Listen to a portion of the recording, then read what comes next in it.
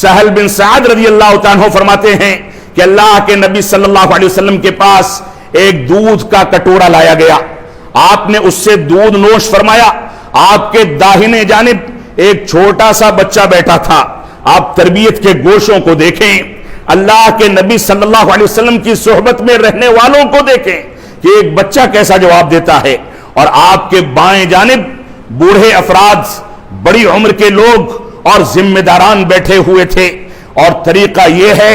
کہ دائیں جانب سے شروع کیا جائے۔ اللہ کے نبی صلی اللہ علیہ وسلم نے کٹورے سے دودھ پی لیا، بچے کو مخاطب کر کے کہتے ہیں اگر تم اجازت دو تو میں اس کو پہلے لوگوں کی جانب بڑھا دوں، اس کے بعد اخیر میں تم پی لینا۔ بچہ کہتا ہے آپ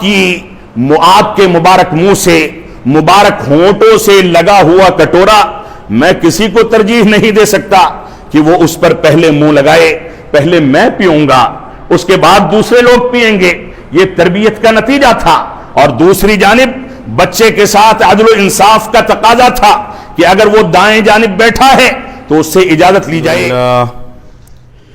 الحمد للہ نحمده ونستعینه ونستغفره ونعوذ باللہ من شرور انفسنا ومن سیئات اعمالنا من يهده الله فلا مضل له ومن يضلل فلا هادي له واشهد ان لا اله الا الله وحده لا شريك له واشهد ان محمدا عبده ورسوله اما بعد فان خير الحديث كتاب الله وخير الهدي هدي محمد صلى الله عليه وسلم وشر الامور محدثاتها وكل محدثة بدعة وكل بدعة ضلالة وكل ضلالة في النار فأعوذ بالله السميع العليم من الشيطان الرجيم بسم الله الرحمن الرحيم لقد كان لكم في رسول الله أسوة حسنة لمن كان يرجو الله واليوم الآخر وذكر الله كثيرا۔ محترم سامعین کرام، بزرگان دین اور نوجوان ساتھیوں، اللہ رب العالمین کے فضل و کرم سے کئی خطبات جمعہ سے آپ حضرات کے سامنے رسول اکرم صلی اللہ علیہ وسلم کی سیرت مبارکہ کے مختلف پہلوؤں پر گفتگو کی جا رہی تھی۔ ربیع الاول کے مہینے جس میں رسول اکرم صلی اللہ علیہ وسلم کی ولادت اور آپ کی وفات کا حادثہ دونوں پیش آیا، اس کی مناسبت سے یہ موضوع منتخب کیا گیا۔ رسول اکرم صلی اللہ علیہ وسلم کا تواضع، آپ کی انکساری، آپ کا ورع، آپ کی قناعت، اور رسول اکرم صلی اللہ علیہ وسلم کی سیرت مبارکہ میں صبر و تحمل کے پہلوؤں پر آپ کے سامنے گفتگو آئی۔ اللہ کے نبی صلی اللہ علیہ وسلم کی زندگی تمام ناحیوں سے ہمارے لیے اسوہ اور نمونہ ہے۔ اللہ رب العالمین نے رسول اکرم صلی اللہ علیہ وسلم کو ہمارے لیے قدوہ اور نمونہ قرار دیا۔ اللہ کے نبی صلی اللہ علیہ وسلم کی خاندانی زندگی ہو، بحیثیت نبی اور رسول کے آپ کی زندگی ہو، بچوں کی تربیت کرنے کے مسائل ہوں، شادی بیاہ کے مسائل ہوں، خواتین کے ساتھ بہتر سلوک ہو، لوگوں کے ساتھ تعامل ہو، تجارت ہو، لین دین ہو، اٹھنا بیٹھنا ہو، جو سونا جاگنا ہو، تمام کے تمام امور میں رسول اکرم صلی اللہ علیہ وسلم کی زندگی ہمارے لیے قدوہ اور نمونہ ہے، اسوہ ہے۔ اللہ رب العالمین نے اسی وجہ سے فرمایا لقد كان لكم في رسول الله اسوة حسنہ، اے لوگو تمہارے لیے رسول اکرم صلی اللہ علیہ وسلم کی زندگی میں اسوہ اور نمونہ ہے۔ لمن كان يرجو الله واليوم الآخر، جو شخص اللہ رب العالمین سے ملنے کی امید رکھتا ہے، یوم آخرت کی امید رکھتا ہے، جو اس بات پر ایمان رکھتا ہے کہ اللہ رب العالمین تنہا خالق و مالک و رازق ہے، جو اس بات پر ایمان رکھتا ہے کہ اس دنیا میں اس نے جو کچھ کیا اس کا پھل اس کو آخرت میں کاٹنا ہے، جو اس بات پر ایمان رکھتا ہے کہ اللہ رب العالمین نے اس کو پیدا کیا، اس کو جینے کی طاقت عطا فرمائی، اس کو چلنا پھرنا سکھایا، اس کو کھانے پینے کی توفیق عطا فرمائی، وہ دیکھتا ہے تو رب کریم کے انعام کے نتیجے میں دیکھتا ہے، وہ بولتا ہے تو اللہ رب العالمین کی نوازش ہے، وہ سنتا ہے تو اللہ رب العالمین کا کرم ہے، وہ ہاتھ اٹھاتا ہے تو رب کریم کی مہربانی ہے، وہ چلتا ہے، کسی سے لین دین کرتا ہے، عقل و شعور کا استعمال کرتا ہے، تو ان ساری کی ساری چیزوں میں اللہ رب العالمین کی نوازش اور اس کا انعام ہے۔ اس وجہ سے اگر انسان اللہ رب العالمین پر اور یوم آخرت پر ایمان رکھتا ہے، اس بات کی امید رکھتا ہے کہ اس کو اللہ رب العالمین سے ملنا ہے، اللہ رب العالمین اس کے سامنے اس کے نام اعمال پیش کرنے والا ہے، آخرت میں ساری کھری کھوٹی باتیں، اچھائی اور برائی اور سارا کا سارا نام اعمال اس کے سامنے پیش کر دیا جائے گا۔ اگر انسان کو رب کریم سے امید ہے کہ اس سے ملاقات ہو، وہ اس پر انعام کرے، آخرت پر وہ ایمان رکھتا ہے، تو اللہ رب العالمین نے فرمایا کہ رسول اکرم صلی اللہ علیہ وسلم کی زندگی میں اسوہ اور نمونہ پکڑا جائے، اللہ کے نبی صلی اللہ علیہ وسلم کی زندگی کے تمام گوشوں کا جائزہ لیا جائے، آپ کی سیرت کو پڑھا جائے، آپ نے جیسا حکم دیا اس کے مطابق زندگی گزاری جائے، آپ نے جن باتوں کا حکم دے دیا ان کو اپنا لیا جائے، جن چیزوں سے روک دیا ان سے دوری اختیار کی جائے، اور جو طریقہ اللہ رب العالمین کی عبادت کا، نمازوں کو انجام دینے کا، زکوٰۃ کی ادائیگی کا، صلاۃ تراویح کا، 5 وقتہ نمازوں کا، حج بیت اللہ کا، زکوٰۃ کا اور دوسری عبادات کا رسول اکرم صلی اللہ علیہ وسلم نے ہمارے سامنے ذکر کر دیا، اس کے مطابق من وعن ویسے ہی عبادت کی جائے۔ یہ اللہ کے نبی صلی اللہ علیہ وسلم کی پیروی اور آپ کے اسوہ اور نمونہ ہونے کا تقاضا ہے کہ ہم ان باتوں پر غور و تدبر کریں۔ لیکن آج کے دور میں ہم جہاں ایک جانب محبت رسول کے دعوے دار ہیں، جہاں ایک جانب اس بات کا دعویٰ کرتے ہیں کہ ہم نے نبی آخر الزماں جناب محمد الرسول اللہ صلی اللہ علیہ وسلم کو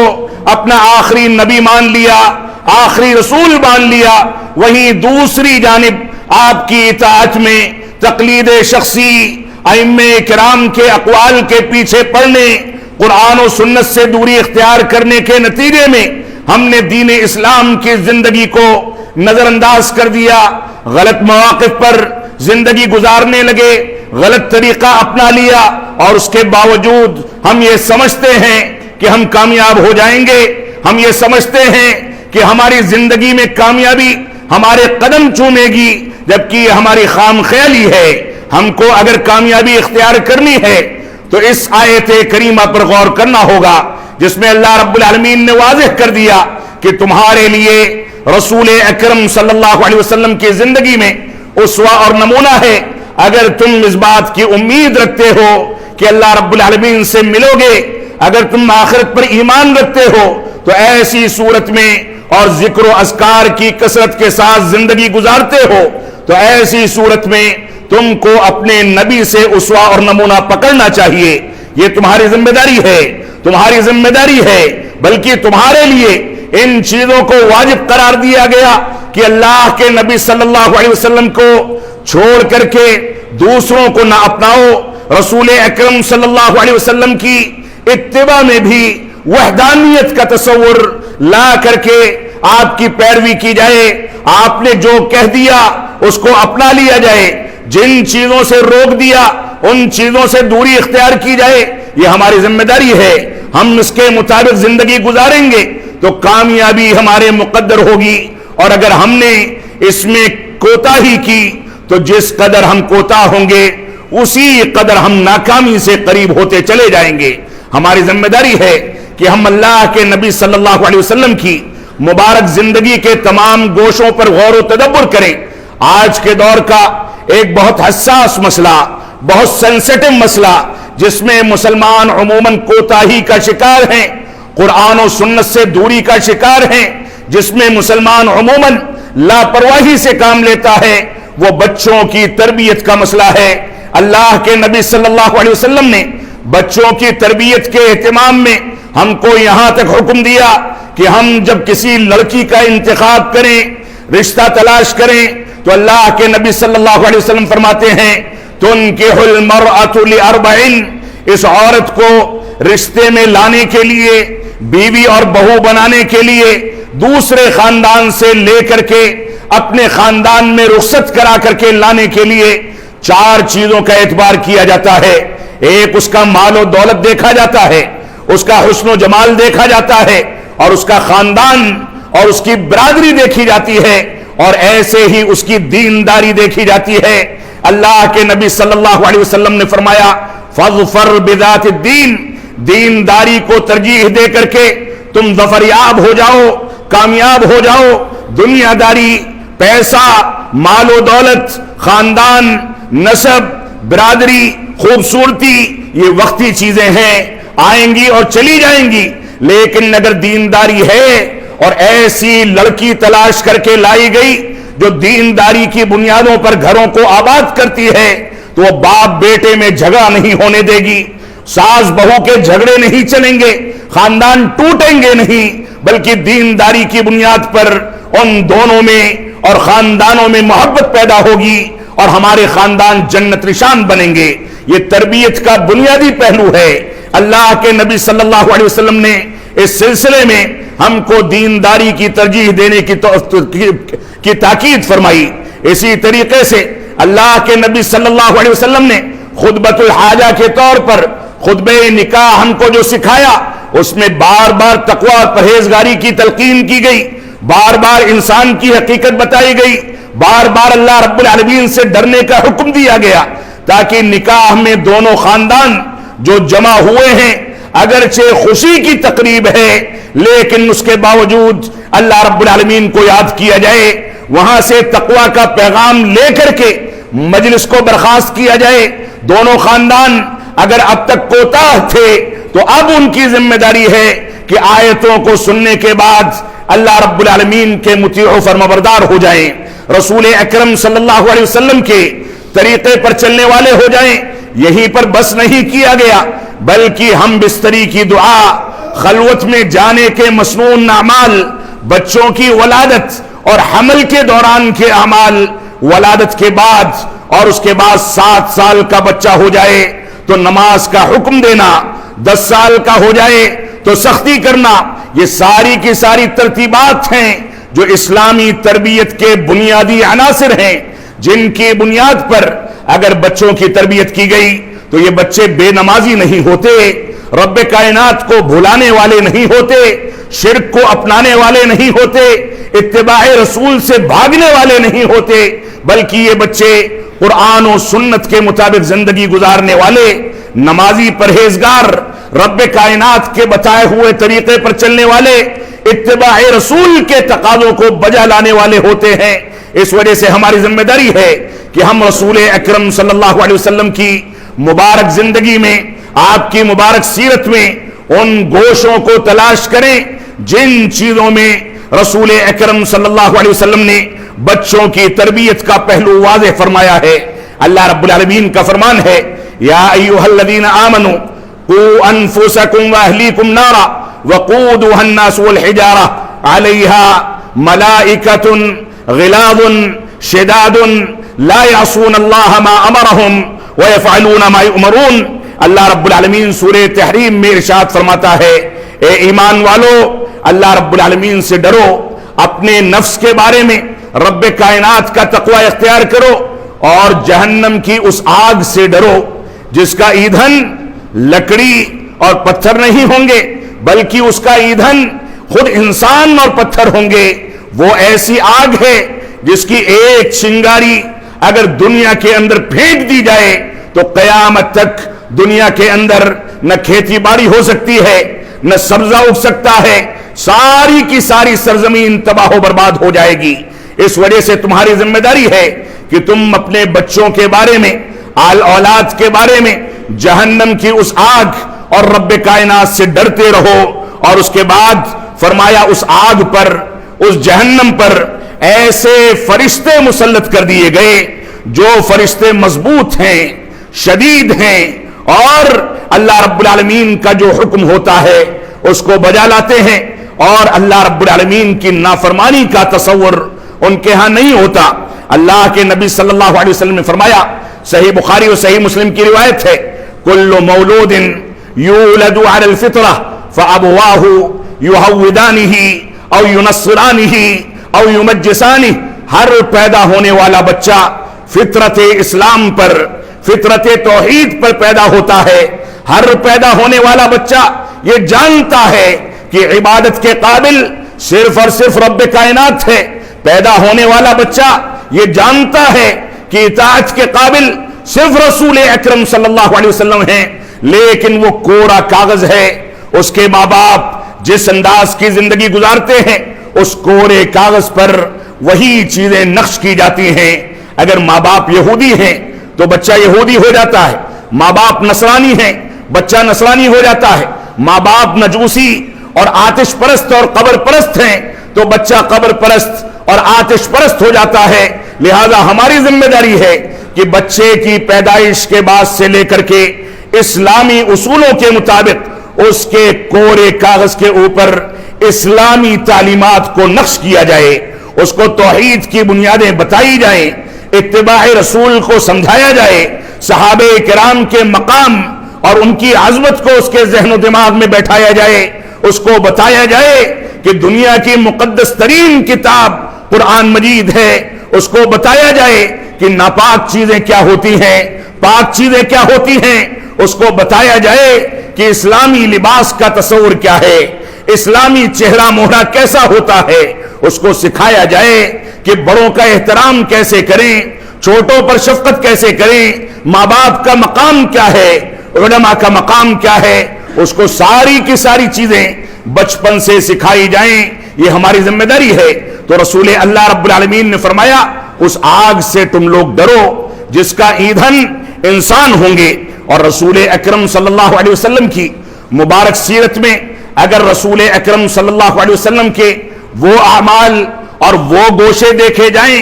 جن گوشوں کے مطابق آپ نے بچوں کی تربیت کی ذمہ داری اٹھائی تو بے شمار گوشے ہیں۔ تھوڑا بہت وقت اس کے لیے کافی نہیں، لیکن اختصار کے ساتھ تھوڑی بہت باتیں آپ کے سامنے بیان کر کے میں آگے بڑھوں گا۔ اللہ کے نبی صلی اللہ علیہ وسلم کی زندگی میں بچوں کی تربیت کے جو گوشے تھے، اس میں سے پہلی چیز یہ ہے کہ آپ بچوں کو سمجھانے، بچوں کو اسلامی تعلیمات دینے کے لیے مناسب اوقات کا انتخاب فرماتے تھے۔ آپ دیکھیں ابن عباس رضی اللہ عنہ فرماتے ہیں، کنت خلف النبی صلی اللہ علیہ وسلم، میں اللہ کے نبی صلی اللہ علیہ وسلم کی سواری پر آپ کے پیچھے بیٹھا تھا۔ تواضع انکساری کا یہ عالم تھا کہ نبی آخر الزمان سید الانبیاء ایک اشارہ کریں تو چاند کے دو ٹکڑے ہو جائیں، کسی پانی میں انگلی پڑ جائے پوری کی پوری قومیں اس سے سیراب ہو جائیں، کسی کھانے کو ہاتھ لگا دیں تو کھانے کی مقدار ایک آدمی بھر کی بھی نہ ہو، لیکن پوری پوری فوجیں اس سے آسودہ ہو جائیں۔ وہ نبی آخر الزمان، اتنا تواضع، اتنی انکساری، اتنی سادگی ہے کہ ایک بچے کو اپنی سواری پر پیچھے بیٹھا لیتے ہیں، صرف بیٹھاتے نہیں ہیں، موقع کی تلاش ہے۔ ابن عباس رضی اللہ عنہما فرماتے ہیں، کنت خلف النبی صلی اللہ علیہ وسلم، میں اللہ کے نبی صلی اللہ علیہ وسلم کے پیچھے سواری پر بیٹھا تھا۔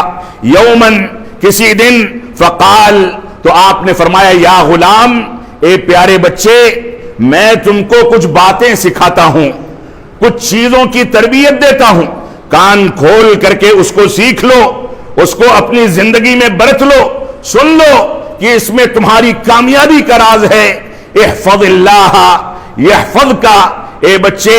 اللہ رب العالمین کی حفاظت کرو، اللہ رب العالمین تمہاری حفاظت کرے گا۔ تم اس کے دین کے مطابق چلو گے تو تمہارے اوپر آنے والے مصائب میں تمہاری مشکلات کو دور کرنے والا کوئی انسان، کوئی پیر، کوئی طاقتور انسان یا کوئی حکومت یا کوئی دوسرا وسیلہ نہیں ہوگا، بلکہ رب کریم بذات خود تمہارا تعاون کرنے کے لیے وہاں حاضر ہوگا۔ تو اللہ رب العالمین، اللہ کے رسول صلی اللہ علیہ وسلم نے فرمایا، اللہ رب العالمین کی حفاظت کرو، اللہ رب العالمین تمہاری حفاظت کرے گا۔ اسی طریقے سے کھانے پینے کے اوقات میں رسول اکرم صلی اللہ علیہ وسلم چھوٹے بچوں سے تربیت کرتے تھے، ان کو اپنے بغل میں بیٹھاتے تھے، ان کو آداب سکھاتے تھے، ان کو احکامات سناتے تھے اور ان کو اسلامی تعلیمات کے مطابق ان کی تربیت فرماتے تھے۔ آپ دیکھیں ایک چھوٹا سا بچہ رسول اکرم صلی اللہ علیہ وسلم کے دسترخوان پر موجود ہے، ہاتھ پوری پلیٹ میں اس کا گردش کر رہا ہے، کہیں یہاں سے کھاتا ہے، کبھی وہاں سے اٹھاتا ہے، کبھی وہاں سے اٹھاتا ہے۔ اللہ کے نبی صلی اللہ علیہ وسلم نے بڑے پیار کے ساتھ اس کو مخاطب کیا، اس کے کندھے پر ہاتھ رکھا، پیار کے ساتھ کہا یا غلام سم اللہ، اے بچے اللہ رب العالمین کا نام لے لو، بسم اللہ پڑھ لو، وَكُلْ بِيَمِينِكَ اپنے داہنے ہاتھ سے کھاؤ، وَكُلْ مِمَّا يَلِيكَ اور جو کچھ تمہارے سامنے ہے اسی میں سے کھاؤ۔ یہ کھانے پینے کے آداب ہیں، ہماری ذمہ داری ہے کہ ہم بچوں کی تربیت ان بنیادوں پر کریں۔ رسول اکرم صلی اللہ علیہ وسلم کی سیرت مبارکہ میں بچوں کی تربیت کا تیسرا پہلو جس کو آج کے خطبے میں ذکر کرنا ہے وہ یہ کہ آپ بیماری کے اوقات میں بچوں کی اعادت کر کے، بچوں کی بیمار پرسی کر کے ان کی تربیت فرماتے تھے۔ آپ دیکھیں ایک یہودی غلام تھا جو رسول اکرم صلی اللہ علیہ وسلم کا کام بھی انجام دیتا تھا، اس کا باپ یہودی ہے اور یہودی اسلام دشمن ہے، بیمار پڑ جاتا ہے، اللہ کے نبی صلی اللہ علیہ وسلم کو خبر ہوتی ہے، آپ کا غلام ہے، آپ کے کام کاج کو انجام دیتا ہے، لیکن اس بات کی پرواہ کیے بغیر اس کے گھر جاتے ہیں، اس کے بغل میں، اس کے بستر پر، اس کے سر کے بغل میں بیٹھ جاتے ہیں اور بیٹھ کر کے کہتے ہیں اسلم، اسلام قبول کر لو۔ بیٹا کیا کرے، چھوٹا سا بچہ ہے، سامنے باپ کھڑا ہے، باپ کو بار بار دیکھتا ہے اور ایک جانب رسول اکرم صلی اللہ علیہ وسلم کے حکم کی تابعداری کی خواہش کرتا۔ باپ نے کہا اطع ابا القاسم، رسول اکرم صلی اللہ علیہ وسلم کی اطاعت کرو، اس نے اسلام قبول کر لیا۔ یہ صورتحال تھی، یہ نہیں دیکھا گیا کون دشمن ہے، کون دوست ہے، کون بچہ ہے، کون نوجوان ہے، کون بوڑھا ہے، لیکن رسول اکرم صلی اللہ علیہ وسلم نے تربیت کی خاطر اس کا یہ پہلو اختیار کیا اور جا کر کے بچے کو اسلام کی دعوت دی۔ یہ شفقت اگر ہمارے دعات میں، ہمارے علماء میں غیروں کے ساتھ یہ شفقت موجود ہے، غیروں کو اسلام قبول کرا کر کے صرف پیسہ چوسنا اور چندہ کرنا مقصد نہیں ہے، معاف فرمائیں گے بات تلخ ہے لیکن حقیقت یہی ہے کہ ہمارے بے شمار افراد ایسے ہیں جو غیر مسلموں کو اسلام قبول کرا کر کے گورکھ دھندا چلاتے ہیں۔ اللہ رب العالمین ہم کو اس انداز کے عناصر سے محفوظ رکھے۔ تو اللہ کے نبی صلی اللہ علیہ وسلم نے اس سے کہا کہ اسلام قبول کر لو، اس نے اسلام قبول کیا۔ جب آپ باہر نکلے تو فرمایا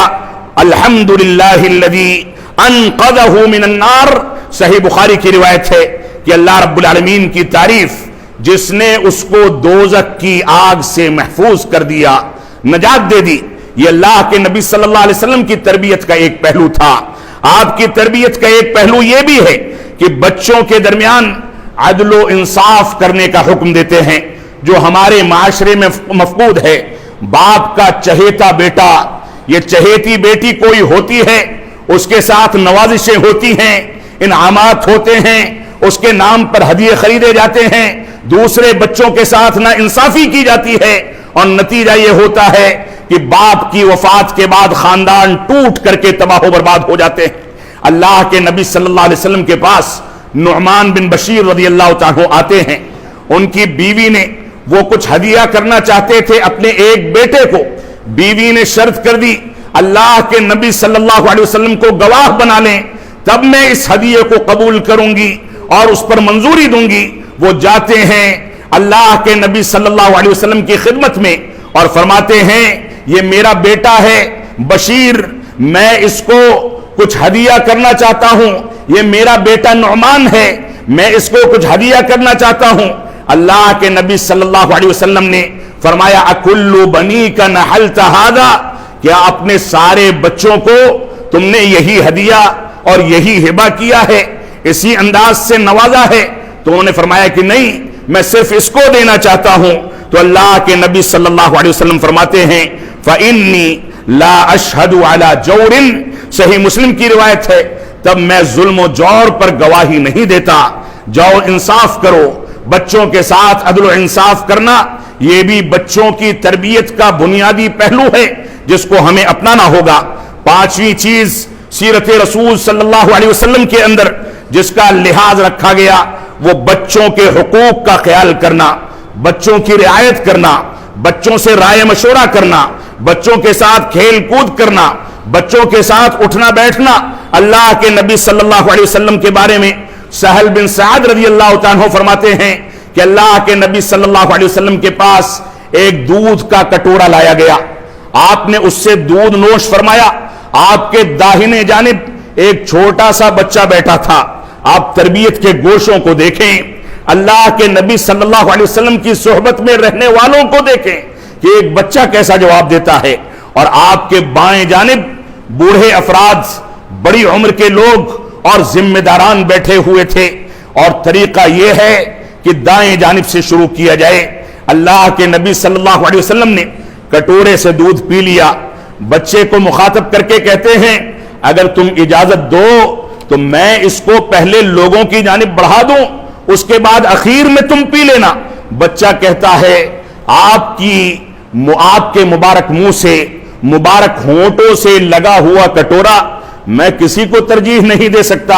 کہ وہ اس پر پہلے منہ لگائے، پہلے میں پیوں گا اس کے بعد دوسرے لوگ پیئیں گے۔ یہ تربیت کا نتیجہ تھا۔ اور دوسری جانب بچے کے ساتھ عدل و انصاف کا تقاضا تھا کہ اگر وہ دائیں جانب بیٹھا ہے تو اس سے اجازت لی جائے۔ میں نہیں سمجھتا کہ اللہ کے نبی صلی اللہ علیہ وسلم اپنی مرضی سے اگر دوسری جانب بڑھا دیتے تو کوئی اعتراض کرتا، بچہ ناراض ہوتا، لیکن حق جس کا تھا اس کو حق ملنا چاہیے۔ اس وجہ سے اللہ کے نبی صلی اللہ علیہ وسلم نے اس بات کا مکمل خیال کیا۔ یہ روایت صحیح بخاری کے اندر موجود ہے۔ اس وجہ سے ہمیں بچوں کے ساتھ ان کے حقوق کی ادائیگی کر کے عدل و انصاف کرنا چاہیے۔ چھٹا گوشہ جو رسول اکرم صلی اللہ علیہ وسلم نے اپنی سیرت مبارکہ میں بچوں کی تربیت کے بارے میں اختیار کیا وہ یہ کہ آپ بچوں کے لیے دعا کا اہتمام کرتے تھے۔ ابن عباس رضی اللہ تعالیٰ عنہ فرماتے ہیں کہ اللہ کے نبی صلی اللہ علیہ وسلم نے فرمایا اللہم فقہہ فی الدین، کہ اللہ رب العالمین ابن عباس کو دین کی سمجھ عطا فرما۔ یہ دعا اللہ کے نبی صلی اللہ علیہ وسلم نے ابن عباس رضی اللہ تعالیٰ عنہ کو دی۔ اسی طریقے سے بے شمار مثالیں موجود ہیں کہ اللہ کے نبی صلی اللہ علیہ وسلم کے پاس چھوٹے بچے لائے جاتے تھے، آپ ان کے منہ میں کھجور اپنے منہ سے جھوٹا کر کے تہنیک فرماتے تھے، اور اس کے بعد ان کے لیے برکت کی، علم کے اندر تفقہ کی، دین کے شعور کی دعا فرمایا کرتے تھے۔ یہ اللہ کے نبی صلی اللہ علیہ وسلم کا معمول تھا۔ اسی طریقے سے اللہ کے نبی صلی اللہ علیہ وسلم کی تربیت کا ایک گوشہ یہ ہے کہ آپ بچوں کو کھلونے اور تحفے تحائف پیش کر کے ان کی وقت گزاری کے ذرائع پیدا کرتے تھے۔ آپ دیکھیں صحیح بخاری اور صحیح مسلم کی وہ روایت جس میں ایک چھوٹا سا بچہ جس نے کوئی نغیر نامی پرندہ پال رکھا تھا، آپ اس کے گھر جاتے تھے، اس کو چھیڑتے تھے، اس کے ساتھ کھیلتے تھے اور فرماتے تھے یا ابا عمیر ما فعل النغیر، اے ابو عمیر جو بچے کی کنیت ہے یہ نغیر کو کیا ہو گیا۔ ایک روز آپ تشریف لے گئے، وہ کنارے کونے میں غمزدہ بیٹھا تھا۔ اللہ کے نبی صلی اللہ علیہ وسلم نے دریافت کیا کہ کیا اسباب ہیں، یہ غمزدہ کیوں ہے، چہرے پر شکن کیوں ہے؟ لوگوں نے بتایا کہ اس کا پرندہ مر گیا ہے۔ تو اللہ کے نبی صلی اللہ علیہ وسلم نے اس سے افسوس کا اظہار کیا۔ یہ تربیت کا پہلو تھا۔ اللہ کے نبی صلی اللہ علیہ وسلم کے بارے میں اور سیرت مبارکہ میں یہ ملتا ہے کہ عائشہ صدیقہ رضی اللہ عنہا جب کم عمر تھیں تو وہ گھوڑے یا اسی طریقے سے کپڑے یا دوسری چیز کی بنی ہوئی گڑیا ان کے لیے لا کر کے رکھی جاتی تھی اور وہ گھنٹوں اس کے ساتھ کھیلا کرتی تھیں، اور اللہ کے نبی صلی اللہ علیہ وسلم اس منظر کو دیکھ کر کے خوش ہوا کرتے تھے۔ یہ صورتحال تھی۔ اللہ کے نبی صلی اللہ علیہ وسلم کی تربیت کی. اللہ کے نبی صلی اللہ علیہ وسلم کی تربیت کا ایک گوشہ یہ تھا کہ آپ بچوں کو ڈانٹنے اور ڈپٹنے اور ہر وقت ٹوکنے اور بار بار ان کو تنقید کا نشانہ بنانے سے بچتے تھے. انس بن مالک رضی اللہ تعالیٰ عنہ فرماتے ہیں خدمت النبی صلی اللہ علیہ وسلم 10 سنین، میں نے رسول اکرم صلی اللہ علیہ وسلم کی 10 سال تک خدمت کی، لیکن آپ نے کبھی مجھ کو اف نہیں کہا، کبھی یہ نہیں پوچھا کہ یہ کام کیوں کیا، اور ایسا بھی نہیں کہا کہ یہ کام کیوں نہیں کیا. میں جو کرتا تھا اس کو آپ قبول فرما لیتے تھے. یہ آقا تھے اور یہ غلام تھے، اس کے باوجود یہ صورتحال ہے کہ اتنا زیادہ ان کی رعایت کی گئی. اور انس بن مالک رضی اللہ تعالیٰ عنہ روایت کرتے ہیں کہ میں نے رسول اکرم صلی اللہ علیہ وسلم جیسا بچوں کے ساتھ یا اہل و عیال کے ساتھ رحم دل انسان اللہ کے نبی صلی اللہ علیہ وسلم کے علاوہ کسی کو نہیں پایا. یہ صحیح مسلم کی روایت ہے. آپ دیکھیں عبداللہ بن شداد رضی اللہ تعالیٰ عنہ فرماتے ہیں کہ اللہ کے نبی صلی اللہ علیہ وسلم مسجد نبوی میں داخل ہوئے، آپ کے ساتھ آپ کے نواسوں حسن یا حسین میں سے کوئی تھے. صلاۃ ظہر یا صلاۃ عصر کا وقت تھا. اللہ کے نبی صلی اللہ علیہ وسلم ان کو اپنے کندھے پر بیٹھا کر کے گود میں اٹھا کر کے لے کر کے آئے، امامت کرنے لگے. اقامت کا وقت ہوا، امامت کے لیے بڑھے تو بچے کو کندھے پر بیٹھا لیا، گود میں لے لیا. اور آج کے دور میں ہم نے بچوں کے مسجد کے داخلے کو ممنوع قرار دے دیا ہے. یہ کون سی تربیت ہے؟ بچہ آئے شور مچائے تو امام کی ذمہ داری ہے کہ نماز کو مختصر کر دیا جائے، بچے کو لایا جائے، اس کی اسلامی تربیت کے پہلوؤں کو سامنے رکھا جائے. یہ ہماری ذمہ داری ہے. تو کہتے ہیں کہ ان دونوں میں سے کوئی آپ کے کندھے پر تھا، آپ نے خلاف معمول ایک سجدے کو طویل کر دیا اور اس کے بعد سلام پھیرنے کے بعد کہتے ہیں کہ کیا تم لوگوں کو پتا ہے کہ میں نے سجدہ لمبا کیوں کیا؟ صحابہ کرام نے فرمایا کہ نہیں، ہم نہیں جانتے. تو اللہ کے نبی صلی اللہ علیہ وسلم کہتے ہیں کہ لیکن ھذا ابنی رکب علی ظہری فکرہت ان اعجلہ حتی یقضی حاجتہ. سنن نسائی کی صحیح روایت ہے. کہتے ہیں کہ میرے اس بچے نے مجھ کو سجدے کی حالت میں سواری بنا لیا تھا اور میں نہیں چاہتا تھا اس کی سواری کو ختم کرنے میں جلد بازی سے کام لوں، یہاں تک کہ یہ اپنا شوق پورا کر لے،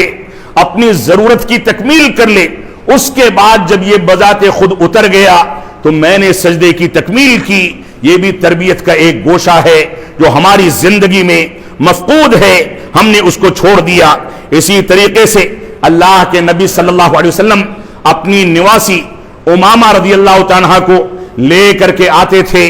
گود میں اٹھا کر کے امامت فرماتے تھے. رکوع میں جاتے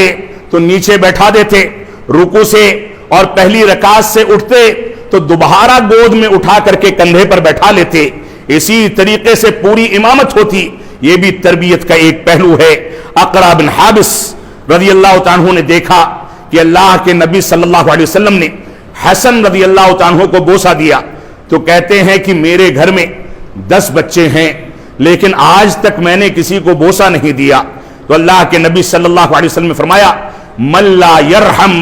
لا یرحم، جو رحم نہیں کرتا اس پر اللہ رب العالمین رحم نہیں فرماتا. اس وجہ سے ہماری ذمہ داری ہے کہ ہم صحیح انداز سے قرآن و سنت کی پیروی کریں. اللہ رب العالمین ہم کو قرآن و سنت کی پیروی کرنے کی توفیق عطا فرمائے. رسول اکرم صلی اللہ علیہ وسلم کی رحمت تھی، آپ کی تربیت کا گوشہ تھا کہ جب آپ مبعوث کیے گئے، نبی بنائے گئے تو کفار و مشرکین مکہ اور عرب کے لوگ بیٹیاں اگر پیدا ہوتی تھیں تو گڈھا کھود کر کے خود باپ اپنی بیٹی کو زمین میں دفن کر دیا کرتا تھا، اس کی قبر کھودتا تھا. جیتے جی وہ چیختی رہتی تھی، اپنے باپ کو پکارتی رہتی تھی اور اس کو دفن کر دیا جاتا تھا. عربوں کی غیرت کا یہ عالم تھا کہ وہ جہالت میں تبدیل ہو گئی تھی. وہ سوچتے تھے کہ داماد کہاں سے تلاش کریں، ایسا کیسے ممکن ہے کہ ہم اپنی بچی کو اپنے ہاتھ سے رخصت کریں، دوسرے گھر کی زینت بنائیں، جبکہ ہم کو خبر ہے کہ اس کے ساتھ کیا کیا جائے گا. اللہ کے نبی صلی اللہ علیہ وسلم کی بعثت ہوتی ہے تو آپ نے فرمایا جو 2 بچیوں کی کفالت کرے ان کو پالے پوسے، ان کی دینی تربیت کرے، تو میں اور وہ قیامت کے دن ایسے ہوں گے، یعنی دو انگلیوں کے درمیان جیسے کوئی انگلی نہیں، ویسے ہی میرا اور اس کا حشر جنت میں ایک ساتھ کیا جائے گا۔ یہ لڑکیوں کو مقام دیا گیا، یہ عزت و وقار دیا گیا، بچوں کی تربیت کے پہلو کو سامنے رکھ کر کے لڑکوں اور لڑکیوں کی تربیت میں لڑکیوں کی تربیت کا اہتمام زیادہ کیا گیا، کیونکہ وہ لڑکی آج بچی ہے، کل کسی کی بہو، کسی کی بیوی بنے گی، کسی خاندان کی زینت بنے گی، کسی خاندان کو جنت نشان بنانے کی صلاحیت پیدا کرنا ان ماں باپ کی ذمہ داری ہے کہ اس کی اسلامی تربیت کریں۔ اللہ رب العالمین ہم کو قرآن و سنت کی پیروی کرنے،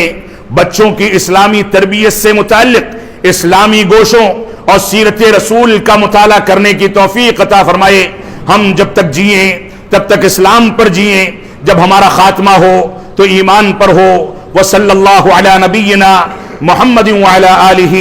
وصحبہ وسلم۔